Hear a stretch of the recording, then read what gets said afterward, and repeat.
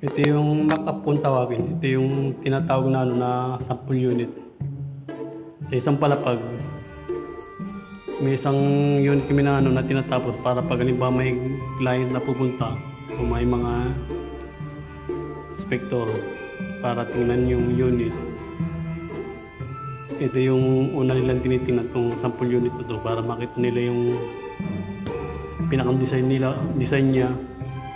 Tapos yung pagka-finish niya kung maganda, lalo na sa pintura kung maganda pagkakapintura. Ito yung unang ini-inspection nila itong unit na to.